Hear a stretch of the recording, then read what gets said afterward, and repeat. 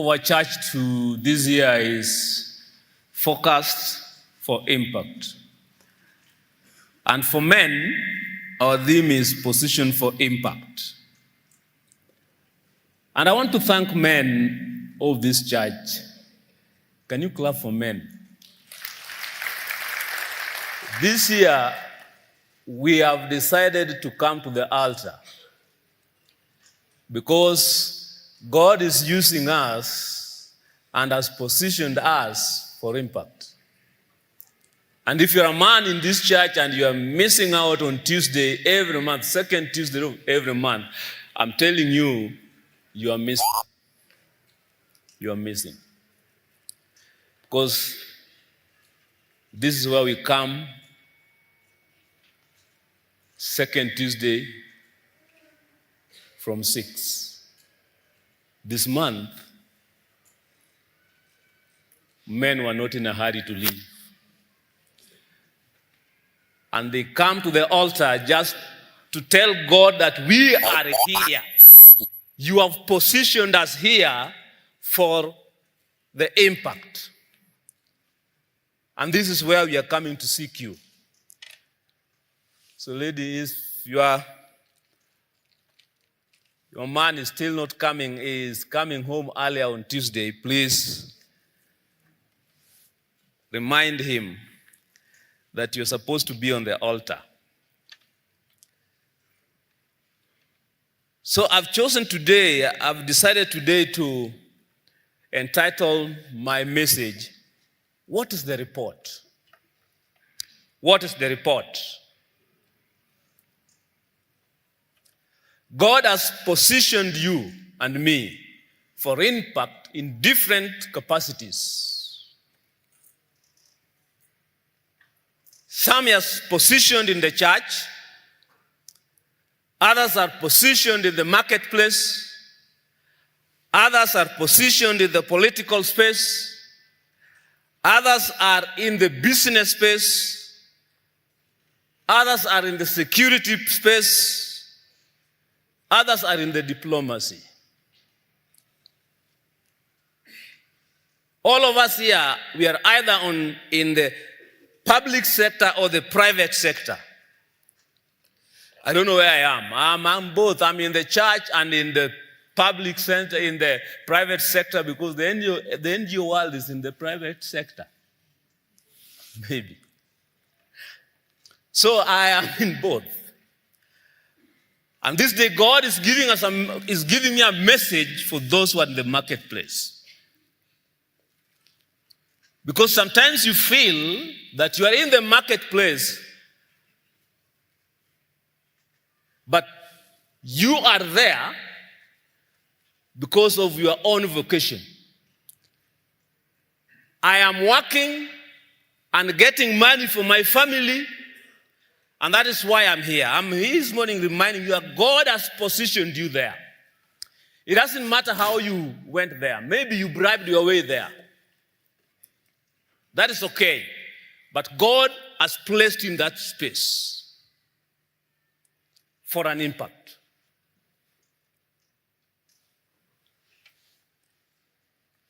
Do you have a report of the space God has placed you? Because that report will either break you or make you. That report will encourage you to have an impact or will compromise you, will intimidate you not to have an impact. Do you have a report? What report do you have?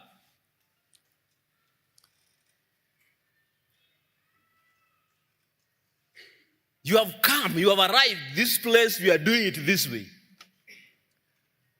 This place, when we are doing procurement, we have to have a meeting, and we advertise procurement simply because we want to meet we want to meet the guidelines and obligation. Otherwise, those tukiweka kwa newspaper, those who will apply will be just flower girls. I once applied for a call.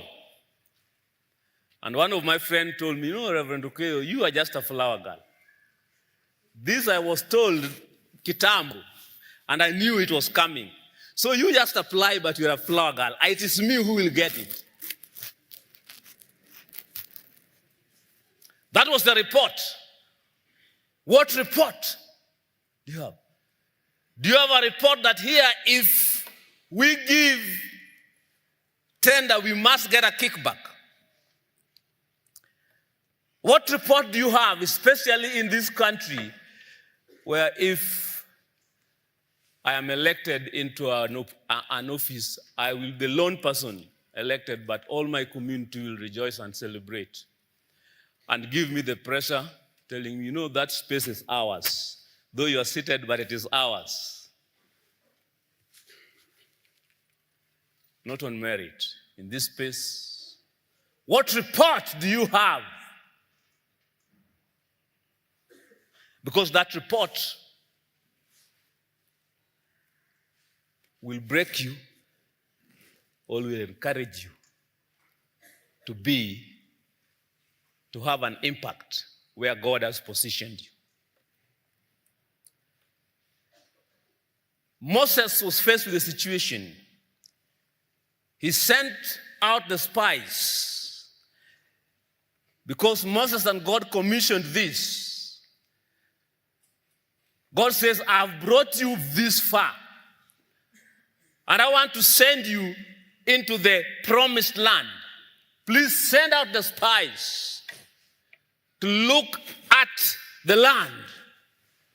The intention was that, go, let them see. I want you to see how beautiful the land is.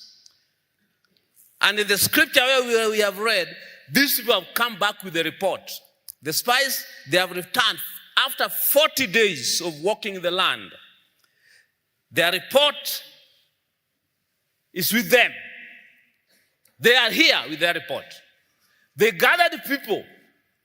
And these people are people who are specialized. They are actually the cream. You don't just send people to spy just any other person.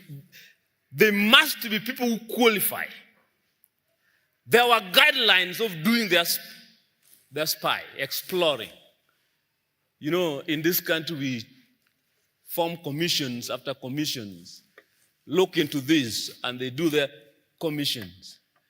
When I was a chaplain, I came across Ominde Commission for Education. Commissions.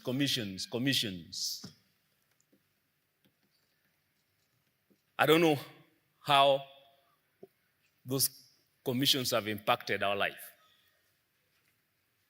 Because there are reasons why they were formed. Moses, God spoke to him, asked him, send commissioners. Let them go and explore the land. Let them bring back the report. And in this time, the report was brought, and people were there. They were told, go up into the Negev and go into the hills country and see what the land is. Whether the land that they dwell in is good and bad. Go see that. Whether the land is rich or poor. And whether there are trees in it or not. Please go and explore. They were told to check out the people. Whether the people who dwell in it are strong or weak. Whether they are few or many. In addition, they were told to check out how they lived. Whether the cities they dwell in are camps or strongholds. This was a real assignment. And these people were back with a report. Because Moses sent them to find out and bring back the evidence, some fruits. And they came back with a report. They came and say, and gave their report. We came to the land which you sent us. If it is milk, it is there. money in plenty. And this is the fruits.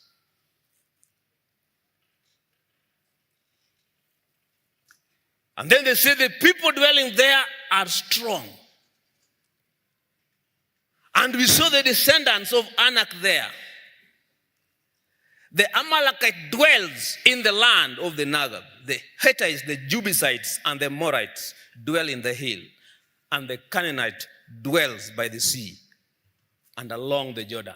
That was the report. The report was accurate.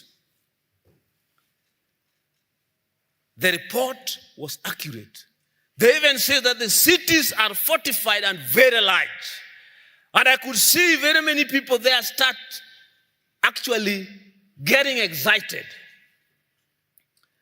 Some have started to strategize themselves. If they are Kenyans, they will start dividing position.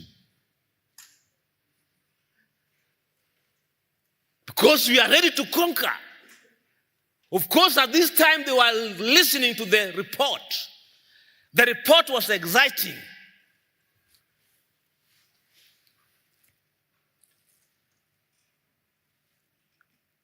The sons, until they came to the verse 28, the word there is, however. However, the land is good, Moses. It is beautiful. It is fertile. Things are good. But remember, we have seen, however, those people, the people who dwell in the land are strong, and the cities are fortified and very large. And besides, we saw the descendants of Anak there. Who are the descendants of Anak? If you read Genesis chapter 6, verses 4, you will know who they are. The scripture says then, Nephilim were on the earth in those days and also afterward, when the sons of God came into the daughters of men and they bore children to them. These were the mighty men who were old, the men of renown. Told Moses, remember, they are there. They are strong. We cannot. That changed everything. That changed everything. Such that even Caleb, when Caleb tried to tell them, to redirect, to refute the report, and to tell them that we can capture, let us go up at once and occupy it. Yes, they are strong, but we can. You ask yourself, the scripture did not mention Joshua then, but Joshua was there. And I think Joshua supported Caleb, and they stood with Caleb against the 10. And people were scared. People look at themselves defeated. In the first service, Reverend Mnyambo reminded me of Grasshopper Complex. So that these people, they were not called grasshopper, but they looked at themselves as so helpless. They can't.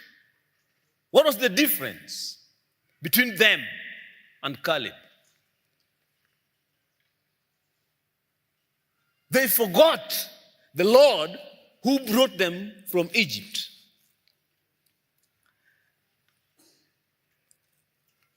This journey of faith is full of promises from God. God has given us a lot of promises, and He has placed us in position for His own purpose. To impact, to be an impact, to change the situation. But with many challenges. There are many challenges. Especially at this moment where we fear to stand alone. Everyone is doing it. How can I go against them?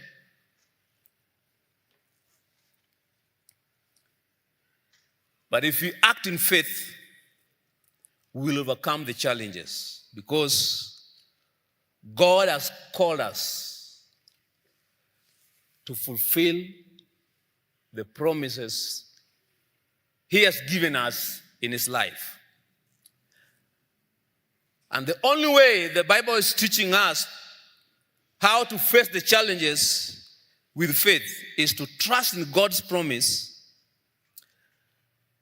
And the only way to do this is by we must remain focused on the cause. What is the report? What's the report? The report might be overwhelming. But for you to face the challenge, for you to remain useful to the goal, for you to bring impact to where God has placed you, you must remain focused on the cause. God wanted the children of Israelites to know how good the land was. In fact, the report was to give them a strategy on how to attack. Because they were going to war. They were going to conquer. After the report, they were supposed to sit down and get excited and see where the Lord is taking them so that they can start strategizing, strategic plan, so that they know how to go about conquering the land. But instead, the report made them to rebel. But Caleb remained focused on the cause. These other people, they went to the land to spy, but their focus was different. They focused on the good, but they also saw the obstacle, the giants, and that is what they measured on. And they said, we cannot go. But Caleb said, please, we can go.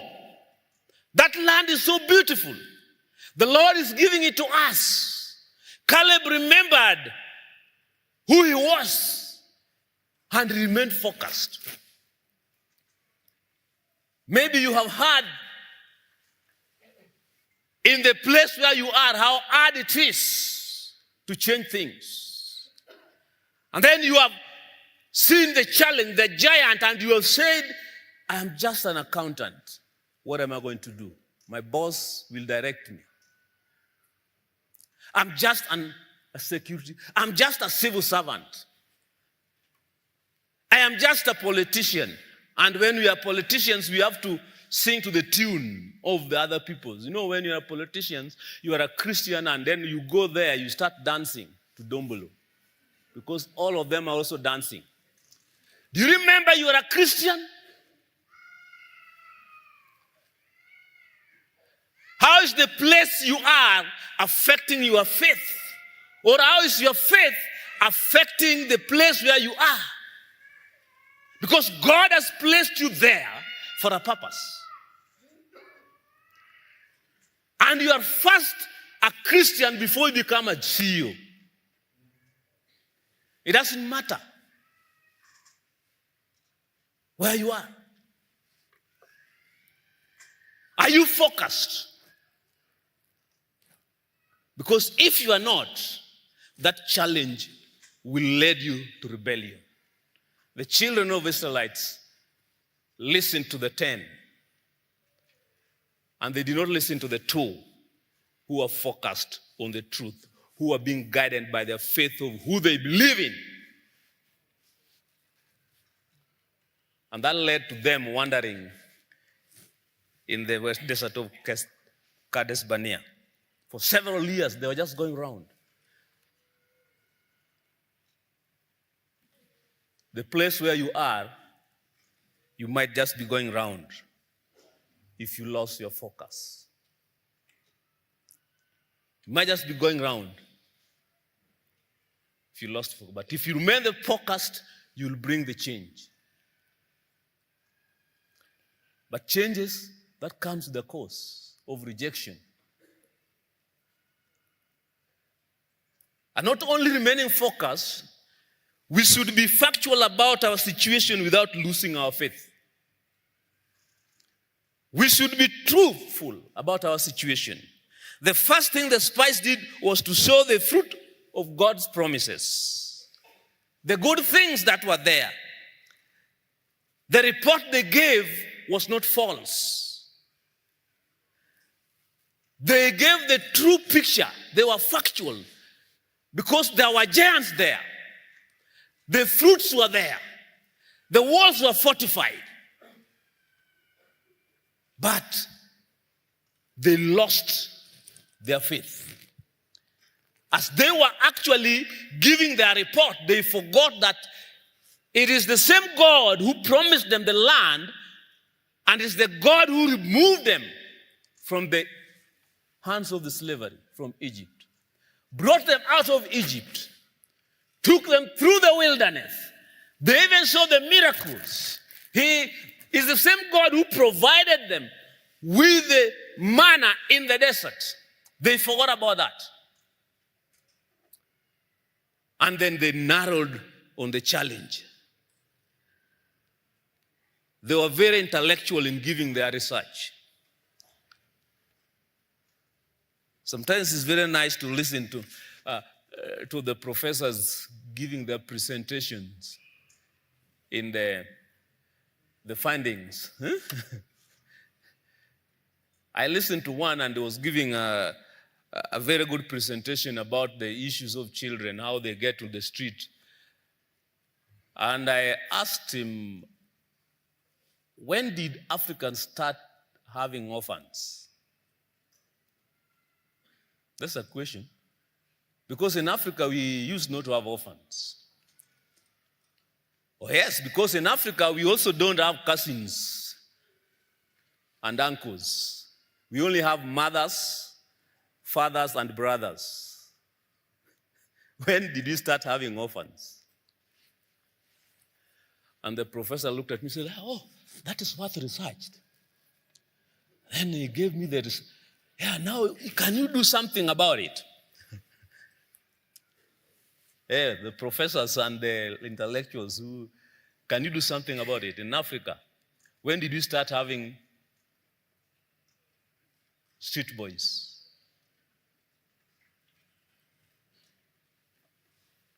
When did Kenya become fatherless? Because in the West, they became fatherless several years ago.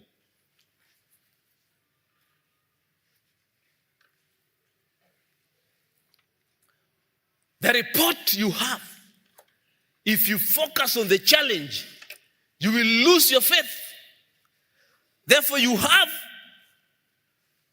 to focus on the truth without losing your faith so that you can do what God wants you to do, not what the report is telling you to do. The worst part of this, however, was that they influenced the confidence of so many. The 10 spies who gave an evil report led everyone into despair, and they rebelled. They spread among the Israelites the bad report about the land they have explored, and they lost faith. I understand you are in a space in this country whereby you can even lose your job if you stand on the truth. I know of a lady, very special lady in this country, and even a member of a church. Because of her integrity, she resigned. And the reason why she resigned, if I tell you, you say that one is something very small. You just rationalize and you continue. We just continue inside there. This lady was working a very big company in this country. And they went to a company party, end year parties. And it was going overnight. She left and went back home because she's a Christian before she became the director. And she's a family lady. You know, there are some ladies who, when they get promotion, that's how they get out of their family. Hello? But this lady went to the office and got a report that where they were having their party, the workers were cleaning the used condoms. And that alone made the lady to sit down and wrote her resignation letter. And she was a very good employee, and the CEO asked her, "What? Just that?" So the CEO, it went against my faith, my conviction. Even if I'm in a better position, let it be. And I'm telling you today, she's in a better place. So relaxed. But she walked away. Why? Because he believed in the Lord that called him for a purpose in that position to bring an impact. She was not focused on the challenges. You know, as you are focused on the name and the pocket, what will I do when I leave this job? I just got the promotion just the other day, and now the space is not very conducive with my faith. Anyway, I'll go to the church. I will still be very loyal, but here I will rationalize. I will try to make it work. And then you lose your call into the place. What report have you received? Because that will make you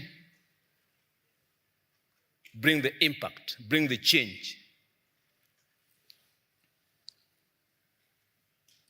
And not only losing focus, we have to overcome our fear. And the only way you are going to overcome your fear that report is bringing to you is by focusing on God's provision. Focusing on God's provision. The two men, Caleb and Joshua, stood and they focused on who God was. They remembered how the Lord brought them from slavery. And they called out people. They told them, "Please let us not rebel. Let us move and possess, because it is God who is going to give us this land. It is not by our own strength, but it's by the strength of the Lord." Caleb knew exactly what was in the mind of God. He did not lose his faith. And as a result of that, he focused on what God can do. He focused on what God can do by remembering what God has done. What is it that God has done into your life? That whatever the situation can change. Right now that you are in the position where you are, that he will not do. They remembered and they stood. And they called people. Please let us remain focused on what the Lord wants to do in our life. In this case, God is giving us a land. He has delivered us from from slavery and is taking us to the promised land. And that is the focus. He is committed. Let us not rebel.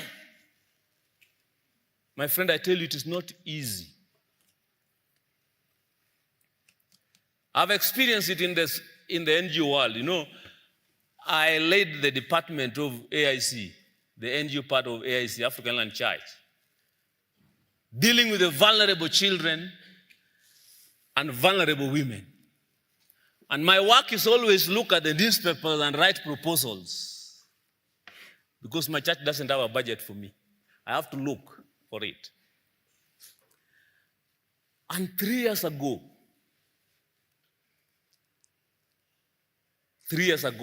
I made a proposal and I was doing a very good job. But the person who gave me the job, the organization who gave us the job, the USA took the money and gave to another organization.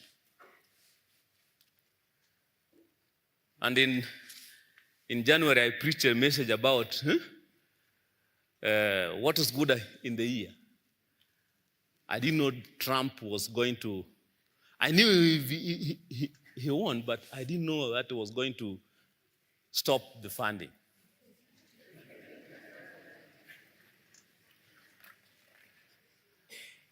And it is very easy to be tempted. And I was in a very serious temptation of rejoicing over but God rebuked me that you cannot rejoice when your enemy is suffering. So the organization that refused me the tender I won, worth 39 million, simply because they looked at me and they said that all this process, this organization will not give us a kickback. Cannot give us a kickback. So just when I was waiting to sign a contract, the call I received that this contract is not, you are not going to sign, we are giving it to another person. I went to the office, I wanted to apply. In fact, I was even tempted to take them to court because I knew I wanted it. But I said no. I went with my boss, who is actually very keen on things of the NGO. We questioned very many things, and my boss looked at me and said, Reverend Okeyo, let us move and go back and hand over. I handed over, and everything went on well. In fact, when I was handing over is when I realized that even the person who's taking my tender did not have the capacity I had, because he was asking me to give him my stuff, which I actually was sending home. Actually, I gave him some of my stuff. This year, the funding was stopped. So you see the temptation where I was? I am getting into my office and some of my staff are calling me. Do you know what, director? You see, this? They were giving me an exciting news. I said, now, how can I rejoice? I remember I'm a Christian. I did not rejoice. I sympathize because I knew the children were the ones who were suffering. Are you getting what I'm saying? It is not easy to remain in that space because the challenges sometimes they are very unrealistic. It is very easy to rationalize. God will understand. His grace is sufficient. So let me just be there.